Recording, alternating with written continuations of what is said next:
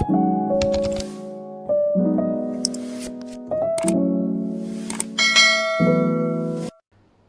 वालेकुम दोस्तों, उम्मीद करता हूँ कि आप खैर खैरियत से होंगे। दोस्तों, वीडियो शुरू करने से पहले मैं आप सब दोस्तों का तह दिल से शुक्रगुजार हूँ कि आपकी सपोर्ट, आपके तावन की वजह से मेरा जो यूट्यूब चैनल है वो मोनेटाइज हो चुका है और मुझे उम्मीद है कि आप इसी तरह मुझे सपोर्ट करते रहेंगे। और मेरा आपसे प्रॉमिस है, इंशाल्लाह मैं ऐसे ही जो है वो आपके लिए मुख्तलिफ बीमारियों के ऊपर बेहतरीन वीडियोस बनाता रहूँगा। दोस्तों, आज की हमारी वीडियो का टॉपिक जो है वो माउथ अल्सर यानी मुंह के छाले, मुंह के पक जाने की वजूहात, अलामात और उसके इलाज के बारे में है। दोस्तों, मुंह का जो पक जाना है उसकी कई एक वजूहात होती हैं। हर इंसान को ज़िंदगी में कभी ना कभी ये मसला ज़रूर हुआ होगा।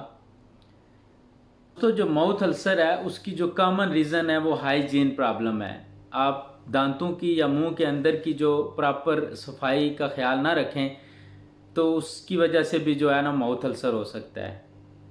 उसके अलावा जो हम ब्रश यूज़ करते हैं अगर वो बहुत ज़्यादा हार्ड है या कई दफ़ा बहुत तेज़ी से ब्रश करने से जो मुंह के जो अंदर वाली जो झिल्ली है वो अगर ज़ख्मी हो जाए, इंजरी हो जाए उसमें, तो उसके साथ भी जो है माउथ अल्सर हो सकता है।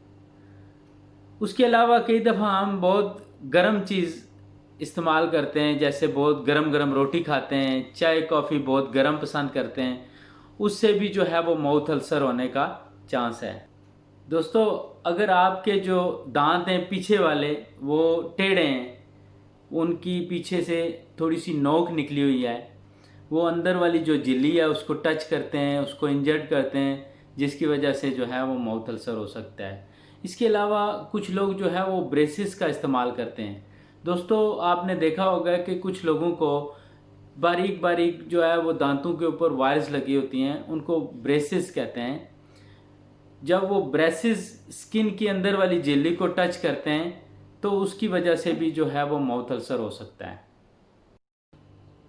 दोस्तों, अगर किसी को फंगल इन्फेक्शन की वजह से माउथ अल्सर या मुंह में छाले हैं तो उसके लहाब यानी उसके सलाइवा, उसके थूक से दूसरे बंदे को भी जो है वो माउथ अल्सर हो सकता है। इसीलिए मना करते हैं कि आप दूसरे का जो है वो जूठा इस्तेमाल ना करें, उसका जो गिलास है वो इस्तेमाल ना करें। कोशिश ये करें कि डिस्पोजेबल गिलास या अपना गिलास अलग रखें। उसकी वजह यही है कि जो उसका जो सलाइवा है उसकी वजह से दूसरे बंदे को भी जो है वो माउथ अल्सर हो सकता है। दोस्तों, बच्चों में जो माउथ अल्सर या मुंह का जो पक जाना है, अगर माँ में ऑलरेडी जो है वो फंगस इन्फेक्शन है तो डिलीवरी के टाइम बच्चे को माउथ अल्सर होने का बहुत ज़्यादा जो चांस होता है, उसका मुंह पक सकता है। दोस्तों, अब हम बात करेंगे कि ऐसी कौन सी इन्वेस्टिगेशन है, कैसे डायग्नोज किया जाए कि जो आपके मुंह के जो छाले हैं, माउथ अल्सर है, उनकी वजूहात क्या हैं।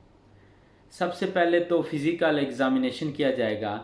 ये चेक किया जाएगा कि जो मुंह के छाले हैं वो ज़ुबान के ऊपर हैं या अंदर वाली झिल्ली के ऊपर हैं, उनकी शेप कैसी है। कई दफ़ा मुंह में 2-3 प्लेसेस पे छोटे छोटे रिंग शेप में जो है वो छाले निकलते हैं। दोस्तों, जैसा कि मैंने आपको बताया कि कभी कभार जो है वो माउथ अल्सर हो जाए तो कोई मुश्किल नहीं। कुछ लोगों को हर 2-3 महीने बाद जो है वो मुंह में छाले निकल आते हैं। तो उन लोगों को ये डायग्नोस करने के लिए कि मुंह में छाले क्यों निकलते हैं बहुत ज़्यादा, तो जो मुंह के जो छाले हैं उनमें जो रिंग है उसमें से छोटी सी स्किन लेके कैंसर का टेस्ट किया जाता है कि खुदा न खास्ता कहीं कैंसर तो नहीं है। इसके साथ साथ कुछ खून के टेस्ट भी करवाए जा सकते हैं ये डायग्नोस करने के लिए कि आपकी बॉडी में कहीं विटामिन B12 या आयरन की कमी तो नहीं। तो अब हम बात करेंगे कि जो माउथ अल्सर है, मुंह के जो छाले हैं, उसका इलाज क्या है। सबसे पहले अपने मुंह के अंदर दांतों का, हाइजीन का यानी सफाई का प्रॉपर ख्याल रखें। कोशिश करें कि सुबह शाम जो है वो टीथ ब्रश करें।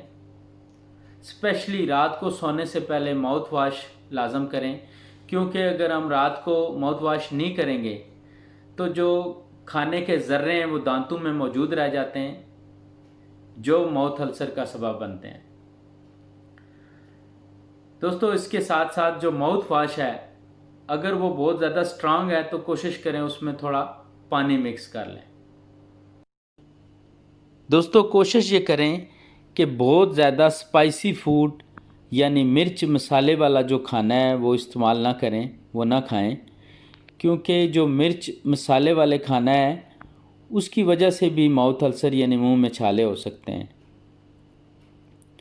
और अगर ऑलरेडी आपके मुंह में छाले हैं तो आप मिर्च मसाले वाला खाना खाएंगे तो जो छाले वाली जगह है उसमें बहुत ज़्यादा दर्द और मिर्चें महसूस होंगी। दोस्तों, अगर छोटे बच्चों में माउथ अल्सर या मुंह पका हुआ है, स्पेशली जो न्यू बर्न जो नए बच्चे पैदा हुए हैं, सबसे पहले तो उनका मदर फीड जो है वो जारी रखें। माँ अपने बच्चे को दूध पिलाती रहे। उसके साथ साथ जो निलस्टैट ड्रॉप्स हैं उनका इस्तेमाल किया जा सकता है। अच्छे तरीके से बच्चे के मुंह के अंदर जो है वो निलस्टैट ड्रॉप्स लगाएं। अगर बच्चा जो है वो थोड़े बहुत ड्रॉप्स को निगल लेता है तो उसका कोई नुकसान नहीं है। उसके साथ अगर मुंह के जो छाले हैं उनकी वजह से मुंह में बहुत ज़्यादा दर्द होता है तो उस दर्द को कम करने के लिए पेन किलर जो है वो दिए जा सकते हैं। उसके साथ साथ कुछ एंटीसेप्टिक जेल या एनेस्थेटिक जेल जो है वो दी जा सकती है, जिसमें डेक्टारिनोरल जेल, बोंजीला या निलस्टैट ड्रॉप्स शामिल हैं। दोस्तों, उसके साथ साथ अगर आपकी बॉडी में आयरन की कमी है या विटामिन B12 की कमी है तो उसके लिए मल्टीविटामिन दी जा सकती है, जिसमें विटामिन C और विटामिन B12 शामिल होता है।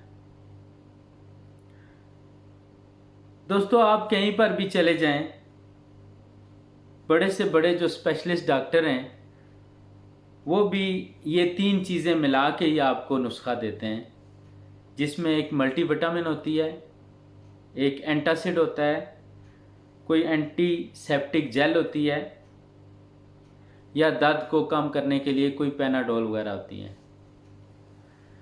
दोस्तों, मुझे उम्मीद है कि मैं माउथ अल्सर के बारे में आपको काफ़ी हद तक मालूमात पहुंचा पाया हूं। जो मेरे चैनल पे नए हैं उन लोगों से मेरी रिक्वेस्ट है कि प्लीज़ मेरे चैनल को सब्सक्राइब करें, वीडियो को लाइक करें, शेयर करें और बेल आइकॉन को प्रेस कर दें। आपका बहुत बहुत शुक्रिया।